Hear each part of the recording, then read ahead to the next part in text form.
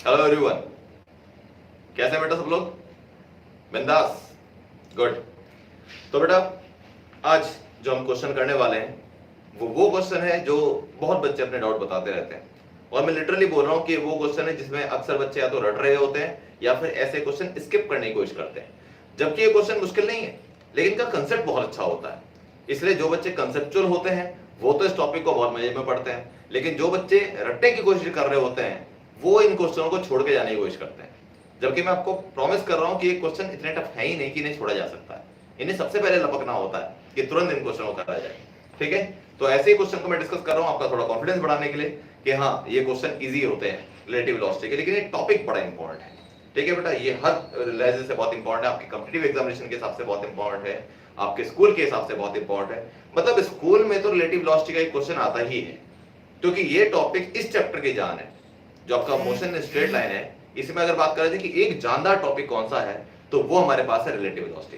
तो इसकी importance examiner भी देते हैं, ठीक है, या जो आपके टीचर होते हैं स्कूल की वो भी इसकी इंपॉर्टेंस देते हैं, इसलिए आपको इसको ढंग से पढ़ना चाहिए। ठीक है, तो चलिए लास्ट क्लास में मैंने आपको कुछ बातें बताई थी, ठीक है, मैं थोड़ा सा आपको रिकैप्चुलेट कर दूं, उसके बाद हम शुरू करते हैं आज की क्लास में न्यूमेरिकल्स में। और मैं लिटरली बता रहा हूं, पहला क्वेश्चन मैं आपको बताऊंगा, दूसरा क्वेश्चन आप मोस्ट प्रोबेबली खुद से कर पाएंगे। ठीक है, तो चलिए देखते हैं। सबसे पहले मैंने आपको दो चीजें बताई थी, एक बताया था मैंने आपको इंडिपेंडेंट मोशन, इंडिपेंडेंट मोशन, उसमें मैंने बताया था अलोंग सेम डायरेक्शन क्या होता है। अगर मैं relative velocity of A with respect to B लिखता हूं, relative velocity of A with respect to B, अगर ऐसा पूछा है तो उसको लिखने का तरीका है VAB, और अब उसको लिखते हैं VA माइनस VB, ये फॉर्मूला होता है। और इसी को VAB equal to VA minus minus का VB लिखा जा सकता है, जिसको फाइनली VA प्लस VB लिखते हैं। अब ये फॉर्मूला कब आता है, ये फॉर्मूला कब आता है, ये होता है अलोंग सेम डायरेक्शन, जब दो ऑब्जेक्ट सेम डायरेक्शन में जा रहे हो, और ये इन अपोजिट डायरेक्शन, अगर अपोजिट डायरेक्शन में दो ऑब्जेक्ट जा रहे हो डायरेक्शन। ठीक है, दूसरा क्या था हमारे पास, फिर था हमारे पास डिपेंडेंट मोशन। अभी मैं दोनों के एग्जांपल भी लेके आपको बताऊंगा, पहले मैं आपको फॉर्मूले बता दूं और फिर रिलेट करेंगे कि ये फॉर्मूले उनके हिसाब से सही है कि नहीं है। जो डिपेंडेंट मोशन है उसमें हमारे पास same formula relative velocity of A with respect to B, relative velocity of A with respect to B. इसमें क्या था, VAB is equal to VA plus VB and VAB is equal to VA minus VB। ये होता है in same direction, अगर same direction में दो object move कर रहे हैं, और ये था इन ऑपोजिट डायरेक्शन।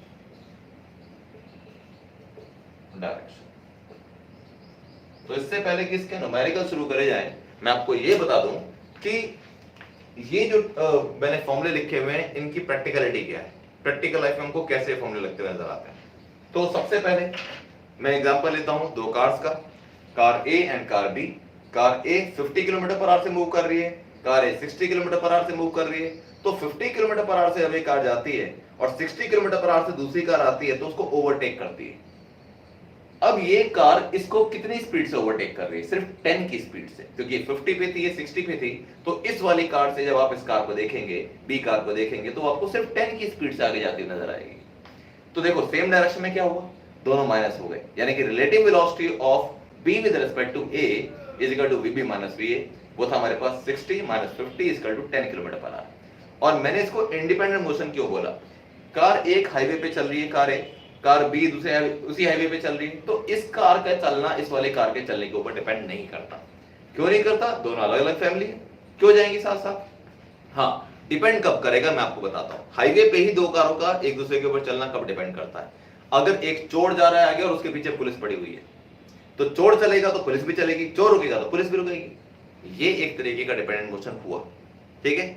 लेकिन जनरली क्या होता है, इंडिपेंडेंट मोशन होता है, ठीक है। या फिर हम बोलते हैं टोइंग वैन, एक वैन होती है जो टो करके ले जाती है किसी कार को, किसी कार का एक्सीडेंट हुआ हुआ है, तो एक टोइंग वैन क्या करती है, उसको कैरी करके साथ में ले जाती है। अब दोनों की स्पीड एक जैसी होगी, यानी कि पीछे वाली कार जिसको आप टो करके लेके जा रहे हैं उसकी स्पीड उतनी होगी जितनी आगे वाले की है। जब आगे वाला रुकेगा तो वो भी कार रुक जाएगी, जब आगे वाला चलेगा तो वो कार भी चलेगी। ये भी डिपेंडेंट मोशन हुआ। लेकिन ये बहुत एक्सेप्शनल केसेस हैं, जनरली ऐसा नहीं होता। ठीक है, तो इसका मतलब है कि अगर मैं इंडिपेंडेंट मोशन की बात करूं, कार ए का चलना कार बी के ऊपर डिपेंड नहीं करता, तो if they are moving in the same direction, तो एक की वेलोसिटी दूसरे के रिस्पेक्ट में अगर देखनी हो तो दोनों को माइनस करते हैं। फिर दूसरा केस, कार ए इधर से जा रही थी, कार बी इधर से आ रही है, अभी भी इंडिपेंडेंट मोशन है, ठीक है, लेकिन जब अपोजिट डायरेक्शन में जाते हैं तो वेलोसिटी ऐड हो जाती है। इसलिए मैंने आपको बताया था कि जब हेड ऑन कोलिजन होता है तो हमेशा एक्सीडेंट बड़ा खतरनाक होता है, मोस्ट डेंजरस होता है, क्योंकि इस टाइम पर स्पीड जुड़ जाती है दोनों की। ये 50 की स्पीड से आ रही है, ये 60 की स्पीड से आ रही है, दोनों कोलाइड करते हैं तो 50 + 60 मिलके 110 हो जाता है। तो इसका मतलब है कोलिजन काफी जबरदस्त हुआ। लेकिन अगर कार 50 की स्पीड से ऐसी जा रही है और 60 की स्पीड से पीछे से कोलाइड करती है उसको, तो इसका मतलब सिर्फ 10 की स्पीड से कोलाइड करती है, इसलिए कम से कम नुकसान होता है। तो सेम डायरेक्शन में वेलोसिटी माइनस हो जाती है और अपोजिट डायरेक्शन में प्लस। तो वही मैंने लिखा है, along same direction velocity minus हो जाती है and in opposite direction va + vb। और वो प्लस क्यों आया? मेन फार्मूला तो va - vb ही होता है, लेकिन क्योंकि ऑपोजिट डायरेक्शन में b चल रहा था a के, तो इसलिए vb की जगह माइनस का vb ले देते हैं, तो फाइनली वो प्लस हो जाता है। ये था किस केस के लिए? इंडिपेंडेंट मोशन के लिए। अब डिपेंडेंट मोशन की बात कर लेते हैं। डिपेंडेंट मोशन में क्या था? डिपेंडेंट मोशन में मैंने बताया था कि सेम डायरेक्शन में ऐड हो जाएगा, और मैंने इसका एग्जांपल क्या बताया था आपको? एग्जांपल बताया था कि जब एस्केलेटर्स पे आप चल रहे होते हैं, मॉल में जाते हैं, एस्केलेटर्स होते हैं, वहां पे एस्केलेटर्स पे आप जब जा रहे होते हैं तो एस्केलेटर ऊपर जा रहे होते हैं। आप अगर खड़े भी हैं तो आप ऊपर जा रहे हैं।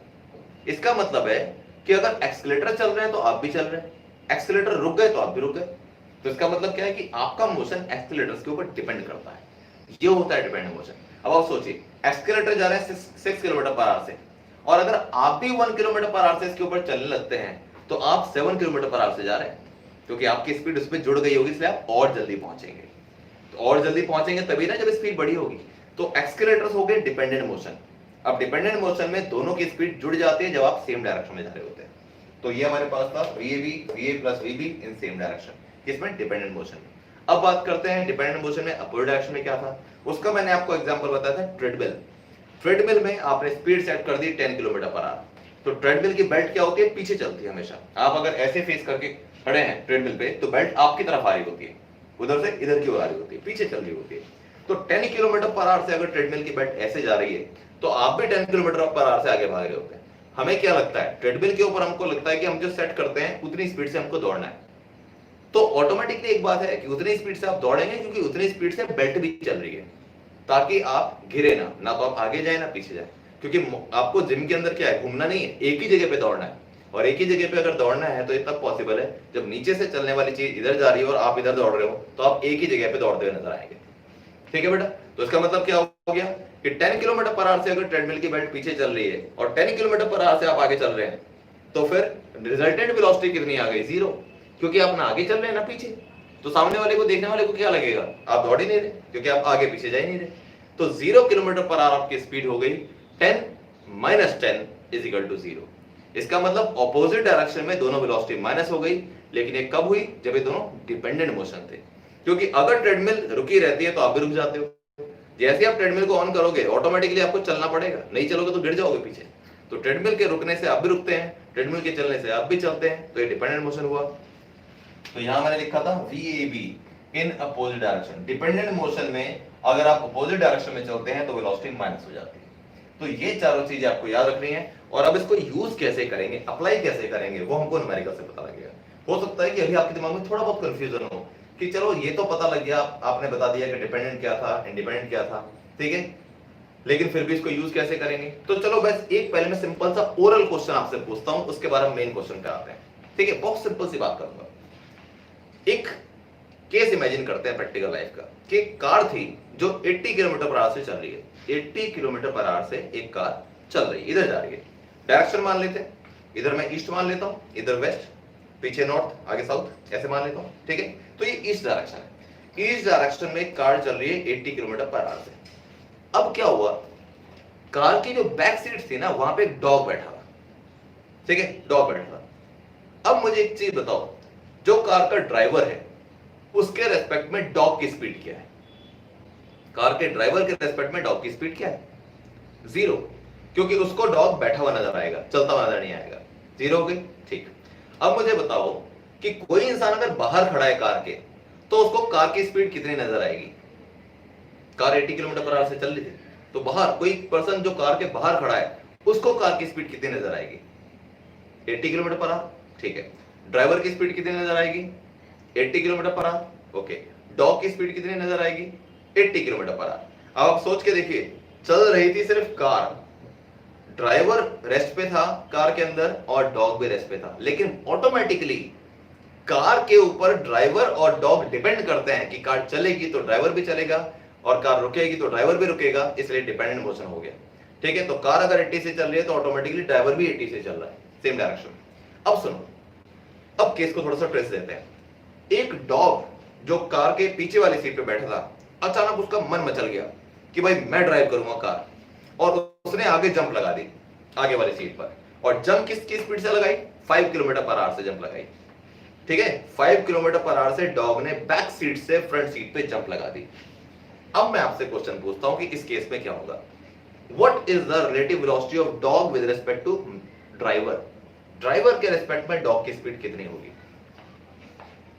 5 किलोमीटर पर आवर, क्योंकि डॉग ने 5 की स्पीड से जंप लगाई, ठीक है। अब मुझे बताओ, अगर कोई पर्सन कार के बाहर से देख रहा है तो उसको डॉग की स्पीड कितनी नजर आएगी? कार चल रही है 80 से, डॉग चल रहा है 5 से, और जिधर कार चल रही है डॉग उसी डायरेक्शन में आगे की ओर कूदा है, किस स्पीड से लगेगी? क्या स्पीड होगी? दो प्रोबेबल आंसर है इसके, या तो 75 या 85। अब सोचिए क्या इसका आंसर हो सकता है? इसका आंसर होगा 85 किलोमीटर पर आवर। अब ऐसा क्यों? डॉग डिपेंड करता है कार के ऊपर, और डॉग चल रहा है उसी डायरेक्शन में जिस डायरेक्शन में कार है, तो इसका मतलब क्या हुआ? जब सेम डायरेक्शन में चलते हैं आप डिपेंडेंट मोशन में, तो वेलोसिटी ऐड हो जाती है, तो 80 + 5 = 85 होगी। ये तो मैथमेटिकली पता लग गया कि 85 आएगा।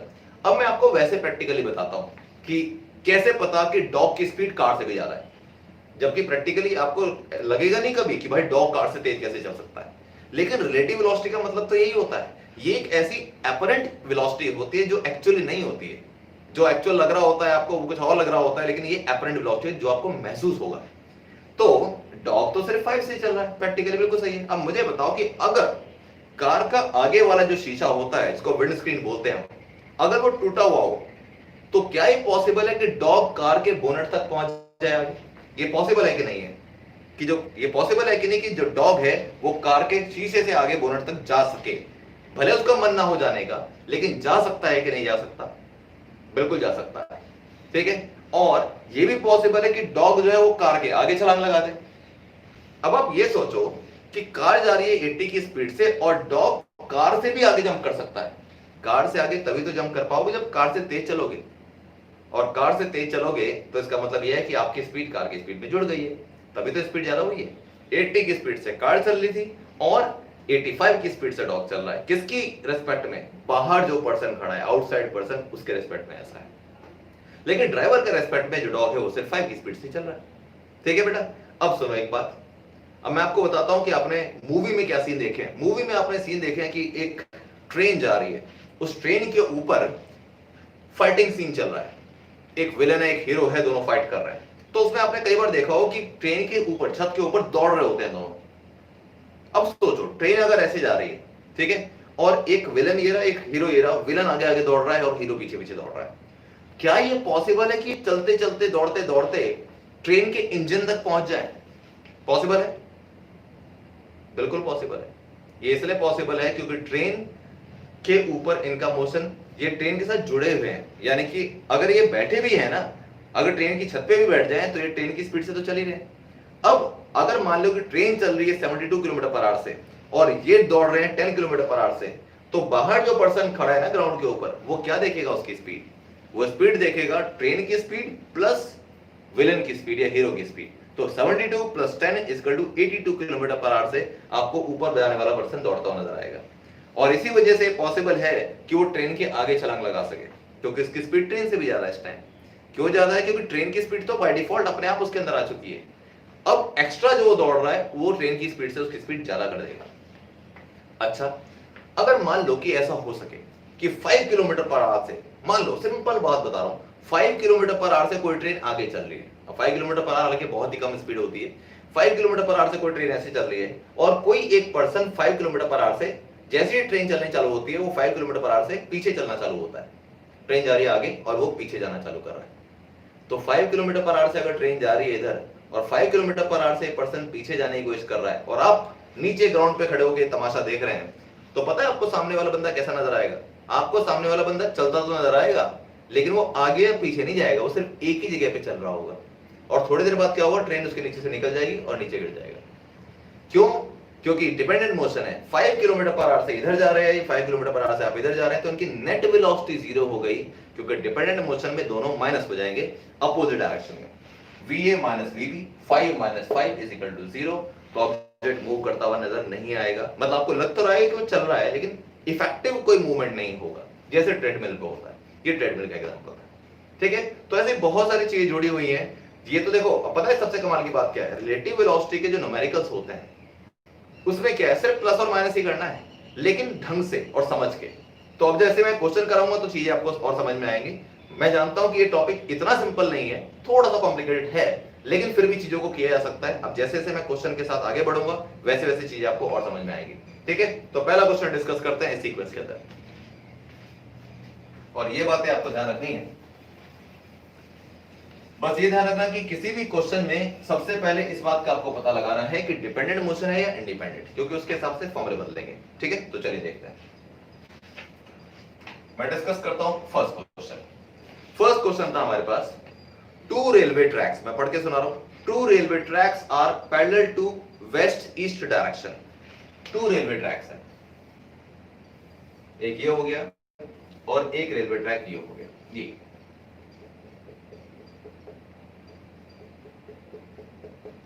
Parallel to west east direction. West east direction का मतलब इधर हो गया ईस्ट, इधर हो गया वेस्ट। हम इसको अगर ऐसे दिखाएं डायरेक्शन वाइज तो ऐसे लिखते हैं, ईस्ट वेस्ट नॉर्थ साउथ।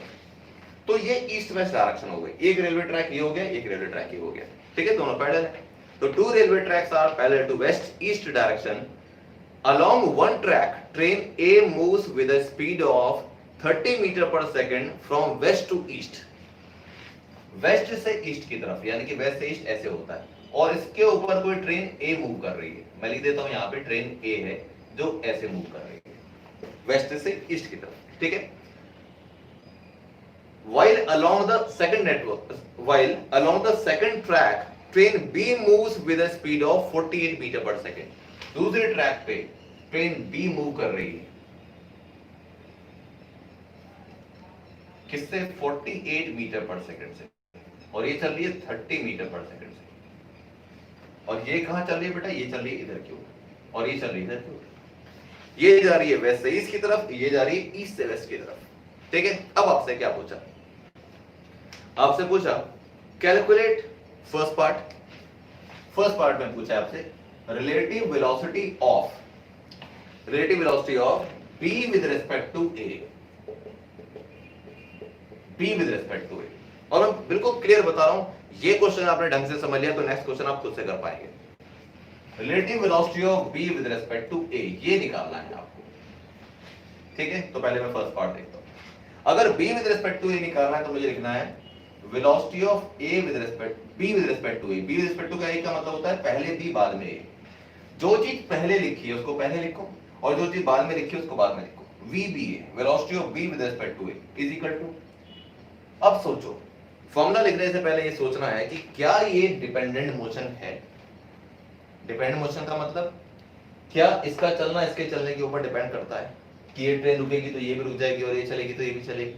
नहीं डिपेंड करता, ठीक है ना। इन दोनों का आपस में कोई कनेक्शन नहीं है, तो ये हो गया इंडिपेंडेंट मोशन, ठीक है। अब अगर ईस्ट की तरफ जाने वाले को मैं पॉजिटिव डायरेक्शन मानता हूं तो वेस्ट की तरफ जाने वाले को मैं नेगेटिव डायरेक्शन मानूंगा।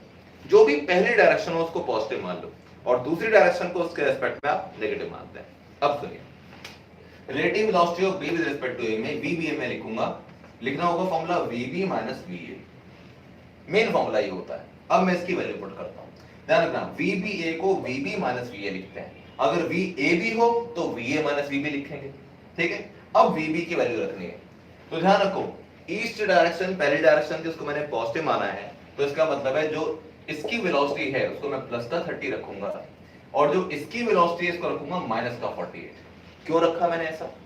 प्लस का 30 का मतलब होता है कि आप ईस्ट डायरेक्शन में जा रहे हैं और माइनस का का मतलब होता है कि आप वेस्ट डायरेक्शन में जा रहे हैं।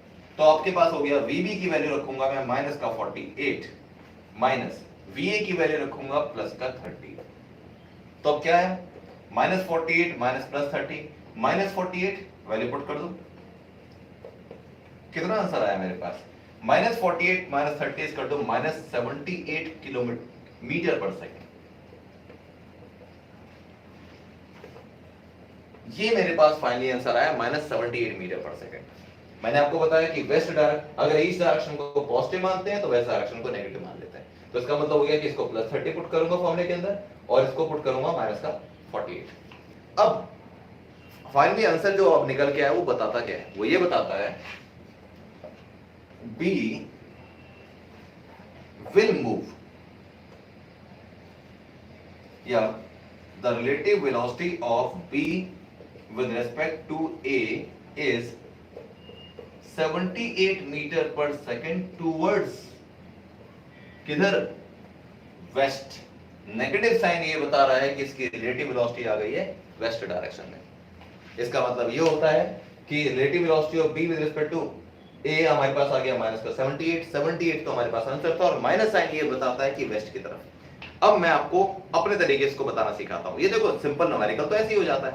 अब मैं जरा इसको लॉजिकली सिखाता हूं आपको। मैंने आपको ये बोला था कि अगर b with respect to a लिखा है, लास्ट क्लास में बताया, तो आप किस में बैठे हैं, दो ट्रेन थी a और b, मैं लिखा है b with respect to a, तो आप बैठे हैं इसके अंदर, दूसरा जो नंबर लिखा होता है उसमें बैठे होते हैं, आप a में बैठे हैं। आप एक ऐसी ट्रेन a में बैठे हैं जो ईस्ट में जा रही है, और एक दूसरी ट्रेन है b जो कि वेस्ट में जा रही है।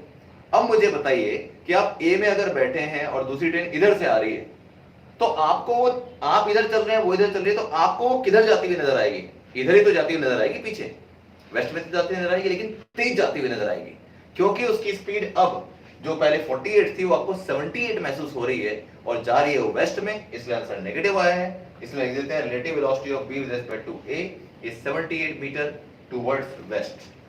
नेगेटिव साइन अगर आ गया तो इसका मतलब वेस्ट आंसर आएगा, अगर नेगेटिव साइन आ गया तो इसका मतलब वेस्ट है, अगर पॉजिटिव आंसर आ गया तो इसका मतलब टुवर्ड्स ईस्ट, क्योंकि हमने ईस्ट की डायरेक्शन को पॉजिटिव मान रखा है और वेस्ट को नेगेटिव। जो भी पहले डायरेक्शन है उसको पॉजिटिव मानिए, तो उसके रेस्पेक्ट में अपोजिट डायरेक्शन को आप नेगेटिव मानेंगे। अब इसका सेकंड पार्ट देखते हैं। अब ये बहुत इजीली समझ में आएगा, बस देखते रहिए एक बार ढंग से, ठीक है। थोड़ी सी होती है स्टार्टिंग में, टॉपिक थोड़ा सा है ऐसा, लेकिन आप देखते रहेंगे ना तो चीजें बहुत आसान हो जाएंगी आपको थोड़ी देर में। सेकंड पार्ट में पूछा था relative speed of ground with respect to B, ground with respect to b, ground की रिलेटिव वेलोसिटी क्या होगी b के रिस्पेक्ट में। तो पहले तो ये है कि मैं इसका फॉर्मूला लिखूं क्या, देखो ground with respect to b, तो मैं इसको लिखता हूं velocity of ground with respect to b, पहले g फिर b, पहले ग्राउंड फिर b। फॉर्मूला क्या आएगा, vg माइनस vb, ये बेसिक फॉर्मूला है।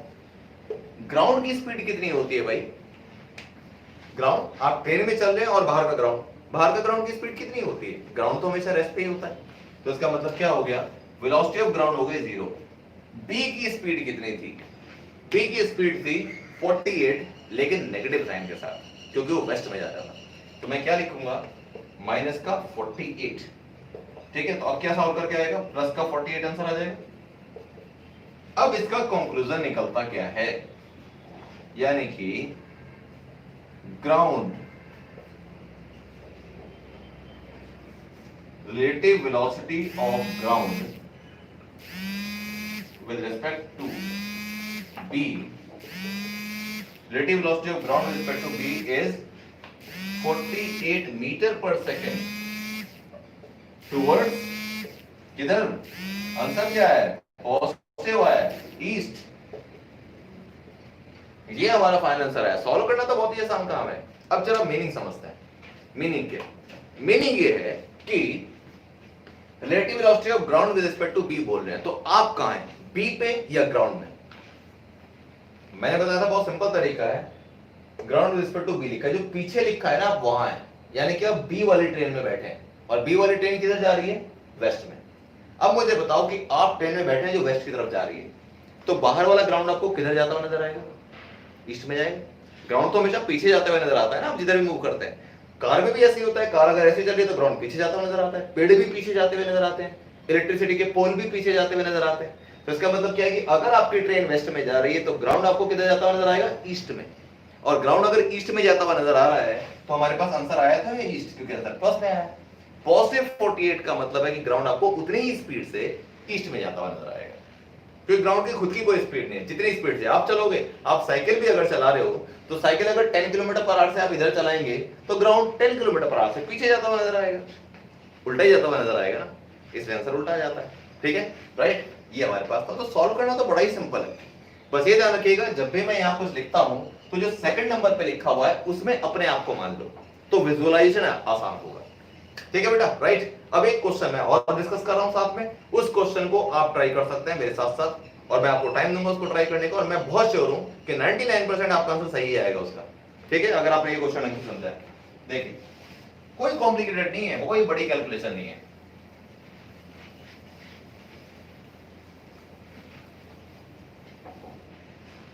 क्वेश्चन को कैसे सोचा जाए वही तो सीखना है। क्वेश्चन नंबर 2 सुनिए। क्वेश्चन नंबर 2 में था 2 parallel rail tracks run north south. तो चलो जी, नॉर्थ साउथ हम ऐसे मान लेते हैं, तो एक मैंने रेलवे ट्रैक बना लिया ऐसे, एक बना लिया ऐसे।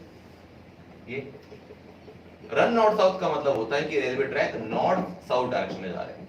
ये हो गया नॉर्थ और ये हो गया साउथ, ऐसे ऐसे चल रहे हैं, ऐसे ऐसे ना जाके ऐसे ऐसे चल रहे हैं। ठीक है, okay. Train A moves north with a speed of 54 kilometre per our.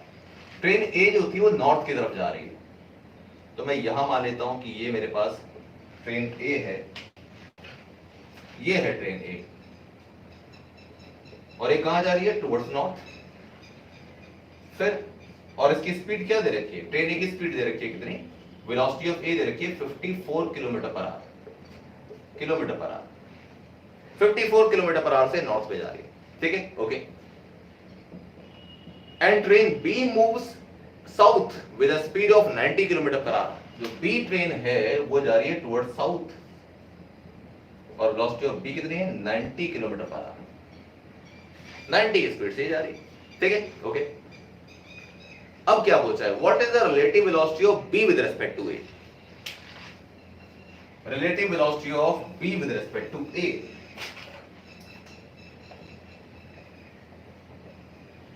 B with respect to A, ये निकालना है। तो सबसे पहली चीज तो क्या हुई, सबसे पहली चीज हुई कि मैं किस डायरेक्शन को पॉजिटिव और किसको नेगेटिव मान। तो पहले नॉर्थ और साउथ में पहले ट्रेन कौन से पे जा रही थी, नॉर्थ पे जा रही थी। तो क्योंकि नॉर्थ पे जा रही थी पहले ट्रेन, तो नॉर्थ की डायरेक्शन को पॉजिटिव और साउथ की डायरेक्शन को नेगेटिव मानते हैं। इसका मतलब जो ट्रेन नॉर्थ की तरफ जा रही है उसकी वेलोसिटी को हम पॉजिटिव में लेंगे, और जो साउथ की तरफ जा रही है उसकी वेलोसिटी को नेगेटिव लेंगे। पर जो भी पहली डायरेक्शन है उसको पॉजिटिव लीजिए, जो दूसरी डायरेक्शन है उसको नेगेटिव मानिए, सिंपल सी बात है। ठीक है, तो अब देखो, हाँ, तो आपको निकाला है relative velocity of B with respect to A। तो अब क्या है, मैं लिखूं कैसे, B with respect to A ऐसे लिखा जाता है। B with respect to A लिखने का मतलब है पहले B और बाद में A लिखिए। ओके, अब फॉर्मूला क्या लगेगा, फॉर्मूला लगाने से पहले सोच लो ये डिपेंडेंट मोशन है कि इंडिपेंडेंट है। हमारे पास ये इंडिपेंडेंट मोशन है, इसका चलना इसके चलने के ऊपर डिपेंड नहीं करता। सिंपल फॉर्मूला है हमारे पास VB माइनस VA। पहले वाला पहले लिखते हैं, बाद वाला बाद में लिखते हैं।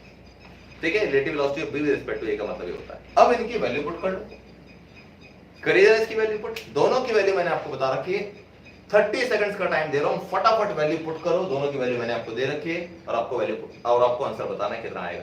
ध्यान रखिएगा, साइन का बहुत ध्यान रखना है आपको। नॉर्थ की डायरेक्शन में जाने वाले को पॉजिटिव वेलोसिटी देनी है, और साउथ की डायरेक्शन में जाने वाले को नेगेटिव वेलोसिटी देनी है। वैल्यू पुट करिए और आंसर बताइए मुझे। एक लाइन का क्वेश्चन है, फटाफट जल्दी से, कितना आ रहा है। ये 54 है और वो 90 किलोमीटर पर आ रहा है।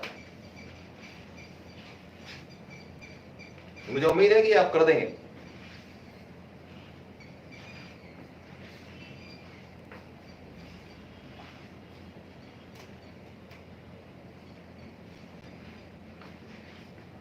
हो गया, चलो।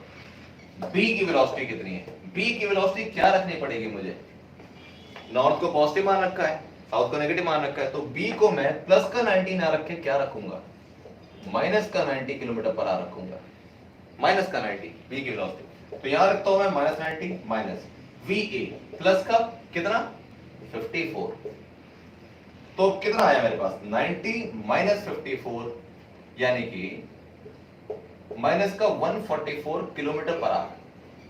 मीटर पर सेकंड में अगर आप चेंज करना चाहें, वैसे आपका आंसर आ गया, मीटर पर सेकंड में अगर चेंज करना चाहे तो सिर्फ 5/18 से मल्टीप्लाई कर देना, और 5/18 से अगर आप इसकी मल्टीप्लाई करते हैं तो आपको मिल जाएगा माइनस का 40 metre per second.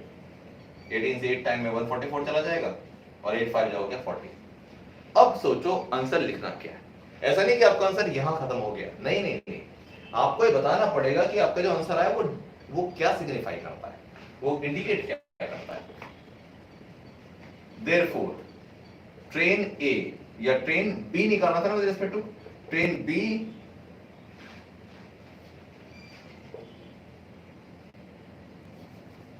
has relative velocity of 40 meter per second with respect to A towards, negative sign क्या बता रहा है, नेगेटिव साइन कौन सी डायरेक्शन थी, साउथ, तो इसका मतलब आएगा towards south.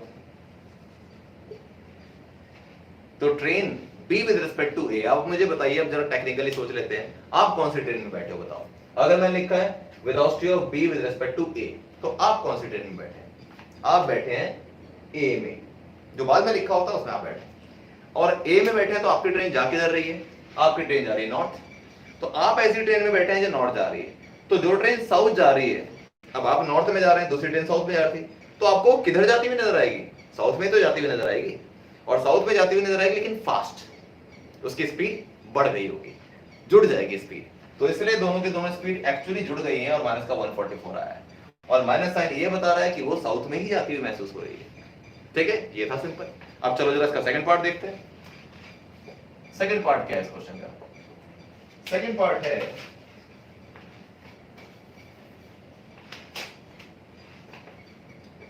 relative velocity of ground with respect to b, ground with respect to b, बताइए ग्राउंड की relative velocity with respect to b। खुद से फॉर्मूला बनाओ, खुद से ट्राई करो और देखो क्या आंसर आ रहा है, फिर मैं बताता हूं, ट्राई करिए।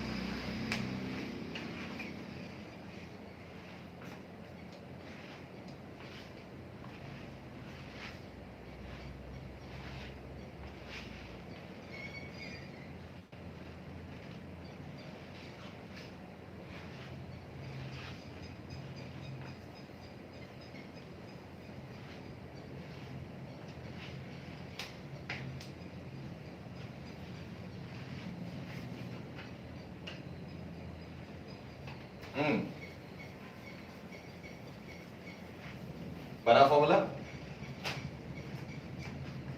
Velocity of ground with respect to b, तो लिखेंगे तो पहले ऐसे vgb, ground with respect to b, okay, फिर इसमें लिखेंगे vg माइनस vb, ग्राउंड की स्पीड, फिर किसकी स्पीड आपके पास, b की स्पीड। अब ग्राउंड की स्पीड कितनी होती है, ग्राउंड तो जीरो पे होता है हमेशा, जीरो माइनस b की वेलोसिटी कितनी है, -90, साइन के साथ ही पुट करना है, -90, ठीक है, तो आंसर कितना आ गया, +90 किलोमीटर पर आवर। इसको अगर आप मीटर में चेंज कर, मीटर पर सेकंड में चेंज करना चाहें तो 5/18 से मल्टीप्लाई कर दी सीधे, ये आ जाएगा आपके पास कितना, 18 5 जा 90, तो आ जाता है आपके पास 25 मीटर पर सेकंड।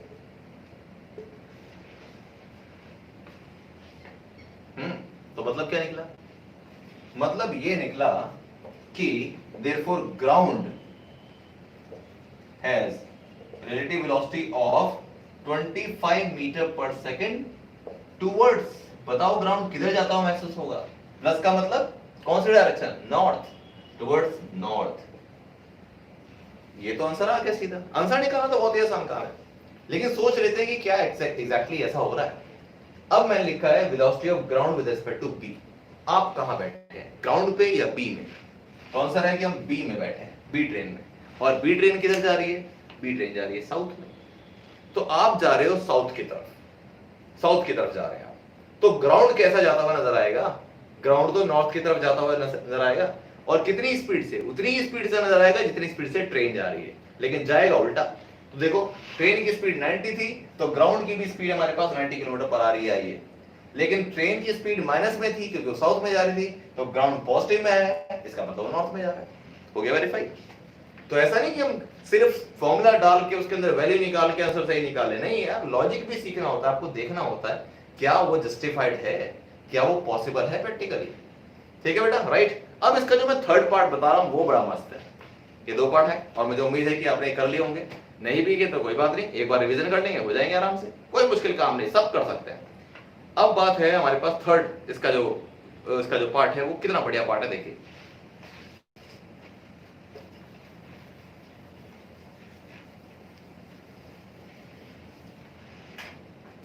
इसका जो थर्ड पार्ट है उसमें आपसे पूछा है, थर्ड पार्ट में पूछा है velocity of a monkey running on the roof of train A against the motion with a velocity of 18 kilometre per hour with respect to train A as observed by the man standing on the ground. क्या मतलब पता लगता है? मतलब ये पता लगता है कि मान लो मैं सिंपल ऐसे बना के दिखाता हूं कि ट्रेन है, मान लो ये एक ट्रेन थी आगे जा रही है, ये ट्रेन ए थी और ए जो है वो नॉर्थ में जा रही थी। किस स्पीड से जा रही थी? नॉर्थ में जा रही थी 54 किलोमीटर पर आवर से। अब मैं रिपीट करता हूं क्वेश्चन क्या था और फिर समझिए। लिखा था velocity of a monkey running on the roof of train A. Train A की रूफ पे एक मंकी दौड़ रहा है, ठीक है, on the roof of train A against the motion with a velocity of 18 kilometre per our. against the motion का मतलब ट्रेन अगर इधर जा रही है तो मंकी इधर जा रहा है, कितनी स्पीड से? 18 किलोमीटर पर आवर से। समझ में? ट्रेन अगर ऐसे जा रही है तो मंकी इधर आ रहा है 18 किलोमीटर पर आवर से, ठीक है, with respect to the train A as observed by the man standing on the ground। तो आपको बेसिकली क्या करना है, इस मंकी की स्पीड, वेलोसिटी ऑफ मंकी पूछी है आपसे with respect to the man standing on ground. Ground पे जो पर्सन है उसको मंकी की स्पीड कितनी नजर आएगी? अब जरा मुझे सोच के बताओ। ये तो मैंने आपको बता दिया कि ट्रेन ए इधर जा रही है तो मंकी इधर आ रहा है, लेकिन एक्चुअली ट्रेन ए जा किधर रही थी? ये जा रही थी नॉर्थ में, तो मंकी किधर दौड़ रहा है? मंकी साउथ में दौड़ रहा है, उल्टा दौड़ रहा है, ठीक है। अब मुझे बताओ कि मंकी और ट्रेन, ये दोनों, मंकी जो है इसके मोशन को डिपेंडेंट मोशन कहा जाएगा या इंडिपेंडेंट? क्या मंकी ट्रेन ए के मोशन के ऊपर डिपेंड करता है? सोचिए। बिल्कुल करता है। मंकी अगर ट्रेन की छत पे बैठ जाए वो ऑटोमेटिकली एक सिटी से दूसरी सिटी पहुंच जाएगा, भले वो बिल्कुल ना चले। ट्रेन में बैठा हर इंसान भी तो ऐसे ही जाता है, वो बैठे बैठे चला जाता है एक शहर से दूसरे शहर, क्योंकि ट्रेन जा रही होती है इसलिए चला जाता है। तो ट्रेन जाएगी तो इंसान भी जाएगा, ट्रेन नहीं जाएगी तो इंसान भी नहीं जाएगा। तो इसका मतलब ये हुआ कि मंकी भी, उसको नॉर्मल इंसान की तरह मान लो, तो वो भी ट्रेन के साथ बैठा बैठे जा रहा है। तो मंकी का मोशन ट्रेन के ऊपर डिपेंडेंट मोशन है। तो अब मुझे बताओ कि अगर ट्रेन ऐसे जा रही है और मंकी ऐसे जा रहा है और एक डिपेंडेंट मोशन है, तो डिपेंडेंट मोशन में ऑपोजिट डायरेक्शन में वेलोसिटी को ऐड किया जाता है या सब्ट्रैक्ट किया जाता है? आप चाहे तो एग्जांपल ले सकते हैं ट्रेडमिल का। ट्रेडमिल को सोच लो, ट्रेडमिल को ट्रेन समझ लो और अपने आप को मंकी समझ लो। अब सोचो कि जब आप ट्रेडमिल के ऊपर दौड़ते हैं तो आपकी स्पीड माइनस होती है, दोनों की, ट्रेडमिल माइनस अपनी स्पीड करते हो या ट्रेडमिल प्लस अपनी स्पीड करते हो? सोचो सोचो सोचो।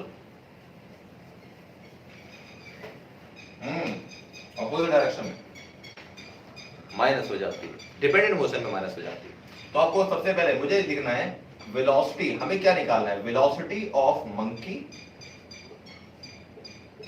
With respect to ground, ground के रेस्पेक्ट में निकालना है। तो देखो मैंने कहूं velocity of monkey with respect to ground, formula ये बनेगा। अब इसमें मुझे लिखना है vm माइनस vg, क्योंकि ग्राउंड और मंकी इन दोनों का आपस में कोई कनेक्शन नहीं है, दे आर इंडिपेंडेंट मोशन। तो vg माइनस vm ही आएगा, vm माइनस vg आएगा, ठीक है। अब सुनो, मंकी की स्पीड कितनी है? मंकी की स्पीड, ट्रेन चल रही थी 54 से और मंकी आ रहा है इधर उल्टा 18 किलोमीटर पर आवर से। तो मंकी की स्पीड कितनी रह गई? अब मंकी की स्पीड हो गई 54 माइनस 18। मंकी की स्पीड हो गई 54 माइनस 18। अब मैं आपको बताता हूं कि 54 माइनस 18 का मतलब होता है कि आंसर आएगा पॉजिटिव में।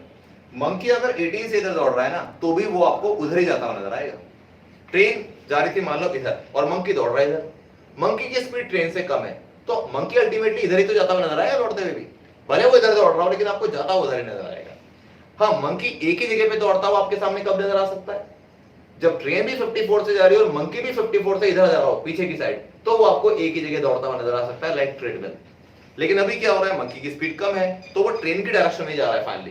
तो इसका मतलब ये हुआ कि 54 - 18 इन the same direction, sorry in the opposite direction, जब डिपेंडेंट मोशन होता है तो इसमें से मंकी की स्पीड माइनस कर दोगे तो पता लगेगा कि मंकी किस स्पीड से जाता हुआ नजर आ रहा है, और माइनस ग्राउंड की स्पीड कितनी है, 0।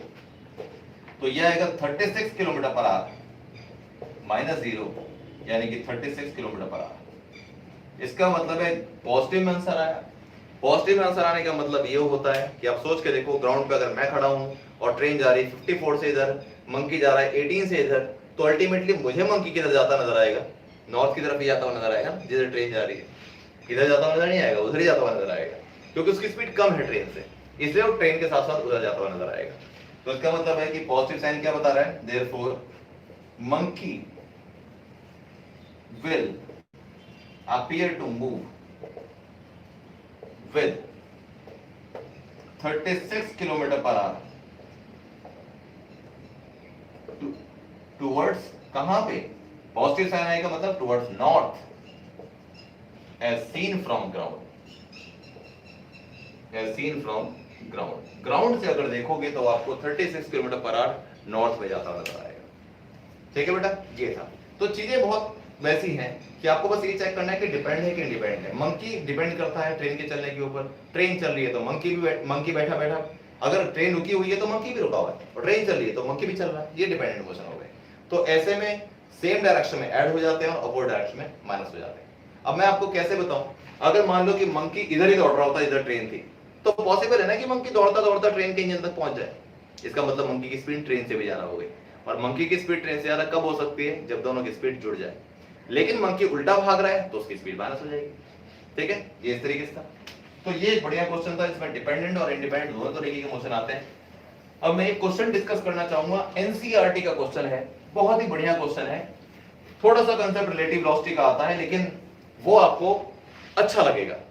ठीक है, अच्छा लगेगा क्वेश्चन, रिलेटिव वेलोसिटी का छोटा सा कंसेप्ट लगता है उसके अंदर, क्वेश्चन एनसीईआरटी का, लेकिन मजा आएगा उसके अंदर। लॉजिकली मैं आपको प्रॉब्लम बताता हूं और उसको आप इमेजिन कर पाएंगे प्रैक्टिकल लाइफ की प्रॉब्लम के साथ। जो क्वेश्चन नंबर 3 में डिस्कस कर रहा हूं वो मैं आपको बता दूं कि आपके एनसीईआरटी का कौन सा क्वेश्चन है। वो आपका ये क्वेश्चन है question number 8 from NCERT, very important question. Motion in straight line जो आपका चैप्टर है, इसमें क्वेश्चन नंबर 8 है, ये एग्जाम में बहुत आता है, बहुत। This is your question number 8, question number 8 chapter 3 motion straight line. Question क्या पूछा है, क्वेश्चन में दे रखा है, on a 2 lane road car A is traveling with a speed of 36 kilometre per our. 2 lane road का मतलब क्या होता है, एक रोड मेरे पास ये हो गई और एक रोड, ये रोड थी जाने की और ये रोड थी आने की, इसको बोलते हैं 2 lane road. On a 2 lane road car A is traveling with a speed of 36 kilometre per our. ये थी मेरे पास कार A, ठीक है, और ये किधर मूव कर रही, इधर 36 किलोमीटर पर आवर से। ठीक, okay. 2 cars B and C approach car A in opposite direction। जो B और C हैं, 2 कार अलग हैं, एक है B कार और एक है कार C। ये दोनों कार A को ऑपोजिट डायरेक्शन से रीच कर रही है। ऑपोजिट का मतलब होता है कि B इधर से इसको रीच कर रही है और C इधर से रीच कर रही है। ठीक है, okay. In opposite direction with a speed of 54 kilometre per our. तो B की भी जो स्पीड है वो है 54 किलोमीटर पर आवर, और C की भी जो स्पीड है 54 किलोमीटर पर आवर। ठीक है, okay. At a certain instant when the distance AB is equal to AC, जब A से लेकर B तक का डिस्टेंस है, ये डिस्टेंस और ये जो डिस्टेंस, जो दोनों आपस में बराबर हो जाते हैं, या लिख देता हूं उसको 54 किलोमीटर पर आवर। किसी इंस्टेंट पे जब ये डिस्टेंस B और A के बीच का डिस्टेंस जब 1 किलोमीटर हो जाता है, और इन दोनों के बीच का डिस्टेंस भी जब 1 किलोमीटर हो जाता है, यानी कि AB is equal to AC is equal to 1 kilometre. जब इन दोनों के बीच का डिस्टेंस, ये भी 1 किलोमीटर के डिस्टेंस पे है, ये भी 1 किलोमीटर के डिस्टेंस पे है, तो at a certain instant when distance AB is equal to AC both being 1 kilometre, B decides to overtake A before C does. यानी कि B वाला ये सोचता है कि C के आने से पहले वो A को क्रॉस करके निकल जाए।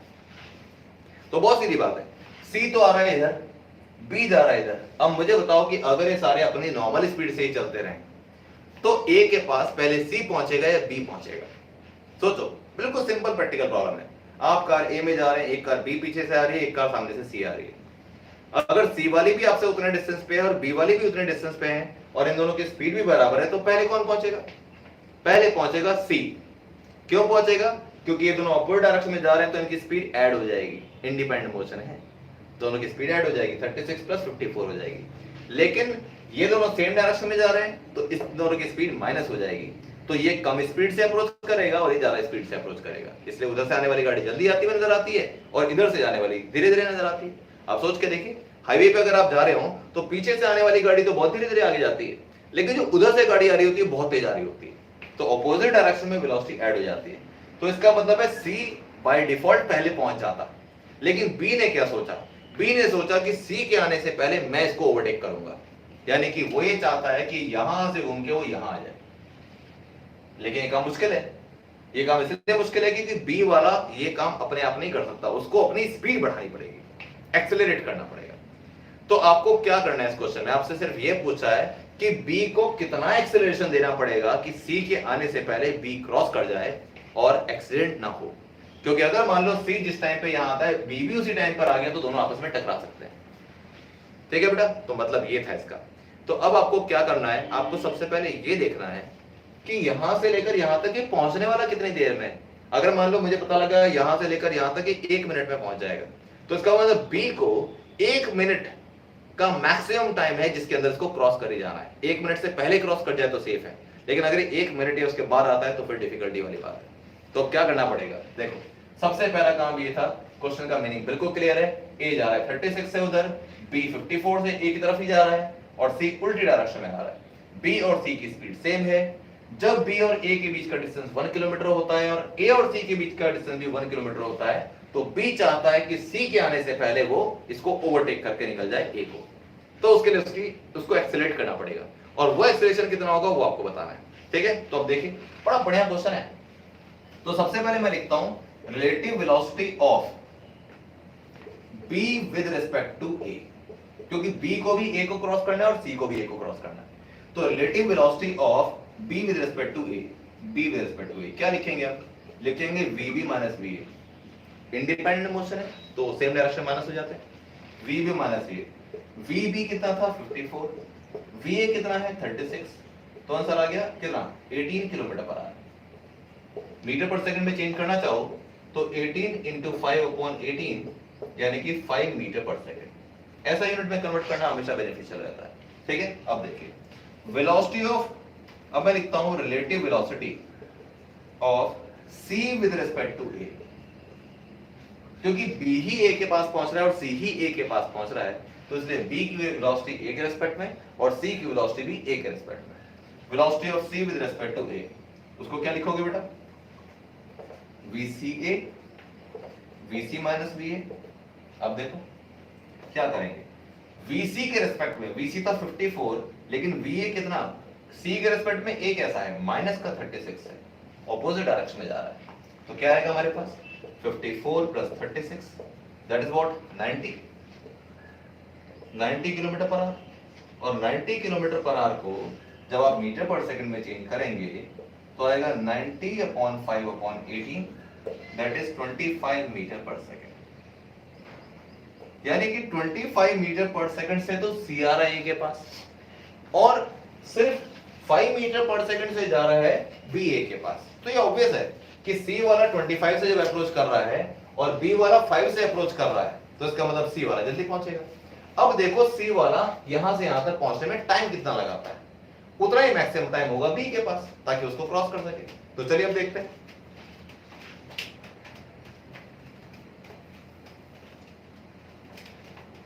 Maximum time available for C to reach A, C को ए तक पहुंचने के लिए कितना टाइम अवेलेबल है, वो कैसे आएगा हमारे पास? Time is equal to distance upon speed या वेलोसिटी। सी वाला ए के पास जो पहुंच रहा है वो किस स्पीड से पहुंच रहा है?